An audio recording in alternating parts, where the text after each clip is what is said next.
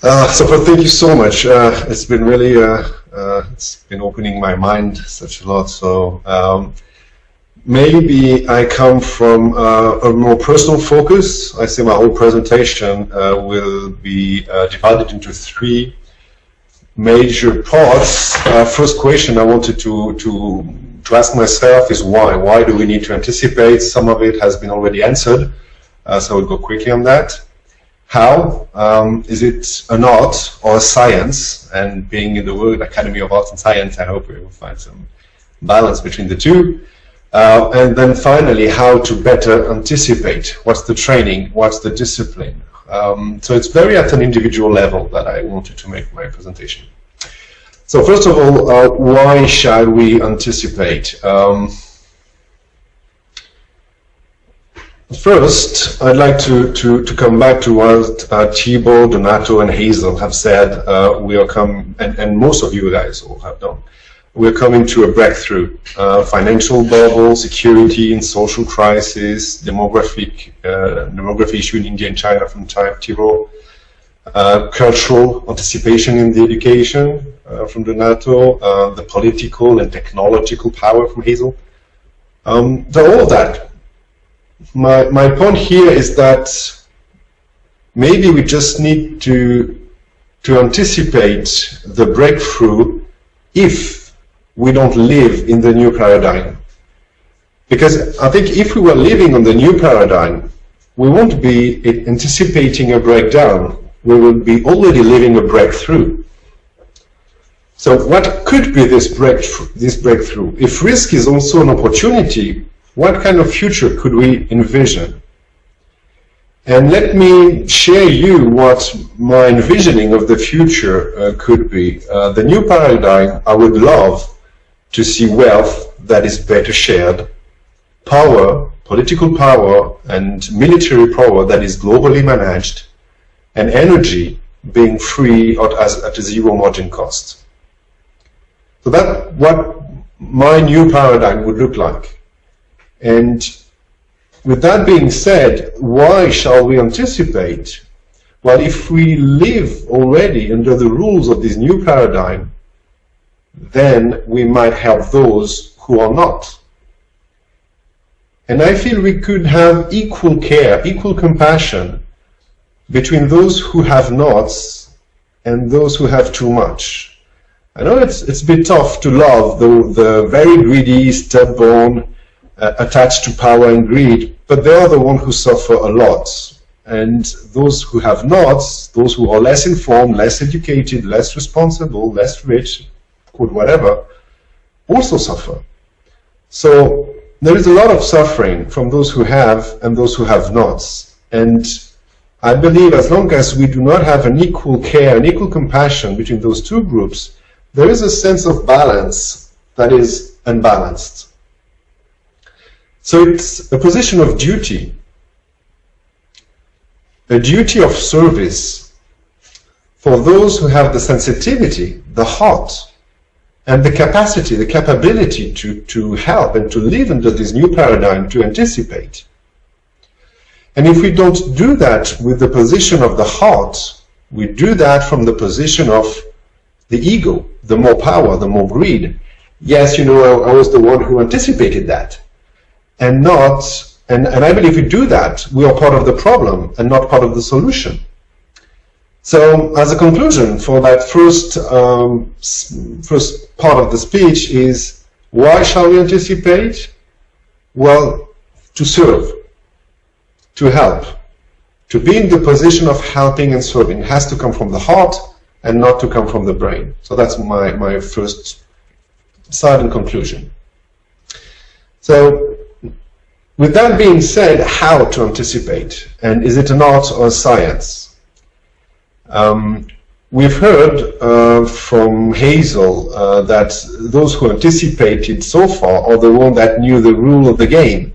So it's the Fed who manufacture money, it's the 1% club, etc. We've heard from Roberto and more the academical side of the panel that it has to come from watching, from observing the trends based on facts. And Tipo mentioned it's like dots, connecting the dots. Roberto mentioned methodologies. So we have the idea that anticipation comes from a kind of science. And also, we have this idea that anticipation might be like an art.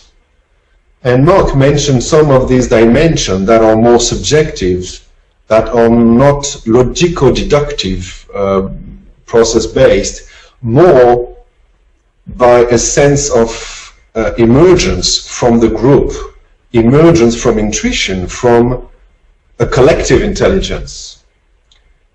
So the idea here is that nobody alone can know everything and can know what is at stake there. So we might come to a point of balance between art and science, between our right intuitive brain and the left deductive brain. And we've heard from Hazel that there are a lot of barriers. We've been massively misinformed. She mentioned climate denials, corrupted politicians, mass media, the so-called Cartesians that Descartes would have never said they are Cartesians, but they are called like rational. So there are lots of barriers from them, and she told us that foresighting requires courage, and I truly experienced that, is that moving from the left brain to the right brain sometimes hurt people. So art and science, and if we accept that more balance between these two is needed, then we have to accept that different mindset that those that we train at school is needed for anticipation. We need more artists. Mila is dancing. We will hear about Andras, who is a musician, but we also need more painters. We need these skills to be more trained, more valued, because they help anticipating, moving in the flow of life, how do you call it? And we probably need more women, or actually more feminine energy, feminine dimension, because I believe it's not related to gender, and that men can really experience this kind of energy. But we need more balance, that's my point. So how to anticipate art and science? Answer the two. But probably since our collective brains are highly imbalanced, valuing much more the logical-deductive than the artistic, then we would need more art, more feeling, more nature, more intuition, and let's put the big word, more love. So that was my second part, and now I'd like to move to the third one, which is, okay, why shall we anticipate for the first one, coming from a service and a heart position, to how to anticipate balancing art and science. And then the third part is, okay, which organ is anticipating and how can we train this organ? So first, there is a cortex anticipation, the mind. Our mind can anticipate, and we've looked at all the logical, deductive, past data based. We've heard about barriers, false morality from the elites. This is already covered.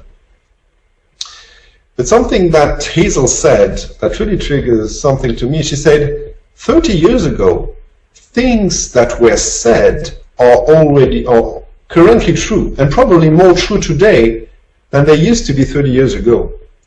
So there is something, as far as mind anticipation can do, which is beyond space and time.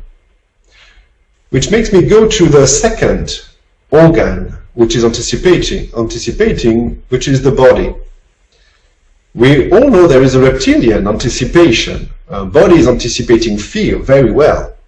And Robert mentioned all the trial and error learning that our body and that our evolution have been through. But we all know that when there is a danger, blood pressure changes, the heat, we can feel a heat, our heart changes. So there are slight indicators within the body that tells us, and there are forms of anticipation. So how to train that? And that's my main thing. Well, if we look at history, martial arts have been a great training. Yoga and dance, arts, has been a great training. And probably if we want to live according to the rules of the new paradigm, maybe arts and all that body training can help us to unbalance the overweighted mind that we've been carrying for centuries. And we all know that some artists have experienced form of arts that are also being space and time, as the Hazel's 30 years research have said. So there is something that allows us to really live according to higher level of orders, as Robert Hoffman was mentioning. Something that Erwin Laszlo called the Akashic field, Carl Gustav Jung, the collective unconscious. Something that have been giving information to all the prophets of every tradition, and I just to quote probably the one that is the most reluctant to it, the Christian, but it's in St. Paul Corinthian that the faculty of prophecy is mentioned. And to develop that capacity, that natural capacity of the man to become a prophet, to anticipate and live according to the new paradigm, well, all the spiritual practices have come to reducing the ego, moving from the separated sense of I to a non-dual, and this I could quote Hinduism, Sufism, Kabbalistic Jewish. I mean, every tradition has its way to reduce the ego, reduce the influence of the old belief system to move into something beyond that.